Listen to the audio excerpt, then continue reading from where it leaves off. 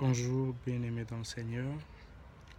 Que la grâce, l'amour, la paix, le succès soient ton partage en cette semaine, en ce mois et tout au long de ta vie. Aujourd'hui, je viens encore partager la pensée du Seigneur qui est dans le livre de Genèse. C'est l'histoire de notre patriarche, en celui-là qui a cru avant nous et Dieu a fait de lui notre patriarche dans la foi, c'est Abraham. Dans le livre de Genèse 15, à partir du premier verset, je vais lire à partir du deuxième verset. La Bible dit, Abraham répondit, Seigneur éternel, que me donneras-tu? Je m'en vais sans enfant et l'héritier de ma maison, c'est Eliezer de Damas. Et Abraham dit, voici, tu ne m'as pas donné de postérité, et celui qui est né dans ma maison sera mon héritier. Alors la parole de l'Éternel lui fut adressée ainsi, ce n'est pas lui qui sera ton héritier, mais celui qui sortira de tes entrailles qui sera ton héritier. Bien-aimés, nous déclarons tous la foi, nous parlons tous de foi, mais quand les jours avancent, quand les années s'accumulent, cette foi est vraiment mise à l'épreuve et nombreux d'entre nous, nous échouons dans l'école de la foi, nous échouons.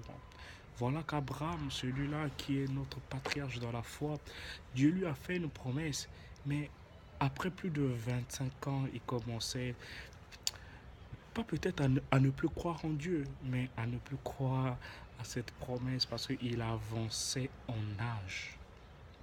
Oui, comme Abraham, toi aussi tu es en train de te poser 1000 questions. Tu t'es donné à Dieu, tu pries, tu le loues, tu le glorifies, tu es assidu au culte, tu ne peux t'empêcher de parler de lui là où tu vas. Tu fais des jeûnes et prières. Oui, les genoux n'ont presque plus de chair à cause de ce que chaque jour tu les fléchis. Mais laisse-moi te dire une parole. Comme Dieu l'a dit à Abraham, et je crois que cette parole, elle est valable pour toi et pour moi. Non, tu ne jouiras pas des richesses des autres. Non, tu ne seras pas tout le temps derrière les autres parce que ta véritable bénédiction sortira de toi. Tu mangeras à la sueur de ton front car l'ouvrier mérite son salaire. Tu es ouvrier avec le Christ, tu es ouvrier avec le Seigneur, alors ne crains pas. Voilà que comme Abraham, tu es en train de regarder maintenant la vie des autres qui ont réussi. Tu cours derrière eux. Oui, arrête de courir derrière Eliezer, car Eliezer n'héritera pas la promesse. Il est vrai qu'aujourd'hui les gens te dépannent. Il est vrai qu'aujourd'hui, pour manger, il faut que tu ailles chez les gens.